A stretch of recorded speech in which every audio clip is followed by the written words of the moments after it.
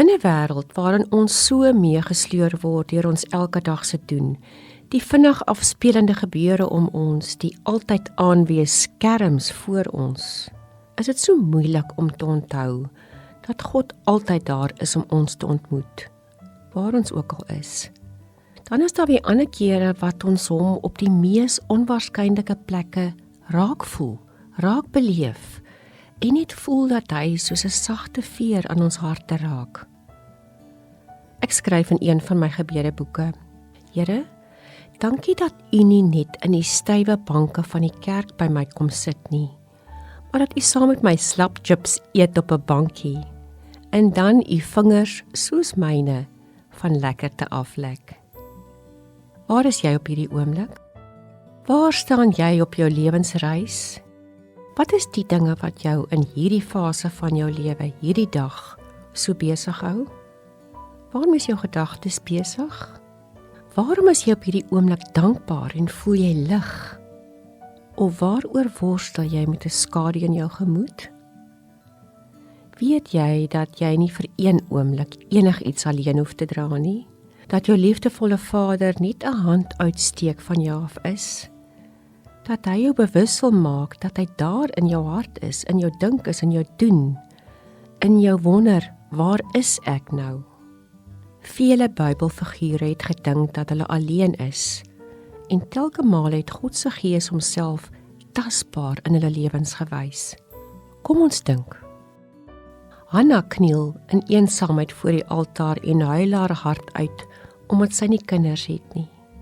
God hoor haar, en 'n jaar later word Samuel gebore.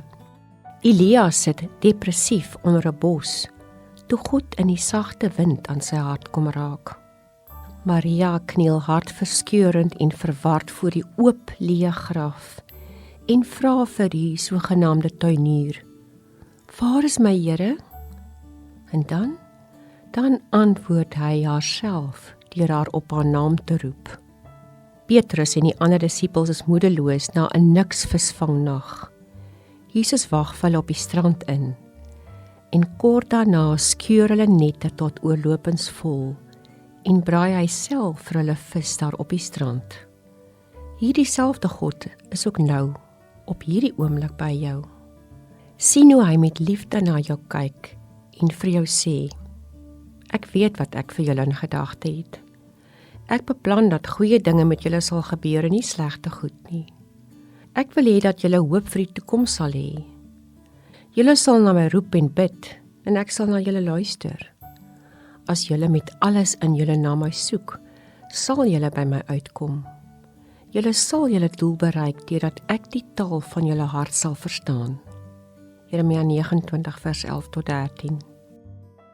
Mag jy sommer op hierdie oomblik lekker diep en stadig asemhaal en beleef dat die wêreld vir 'n oomblik stil staan. Mag jy ervaar dat jy omring word deur die nabyheid van God. Draai jou hart na die lig en die liefdevolle by jou wees van God. Kom ons bid. Here God, ek voel soms so alleen in my wees. Dis wanneer ek vergeet dat U nooit 'n millimeter van my af sal kan wees nie, omdat U my eenvoudig te lief het.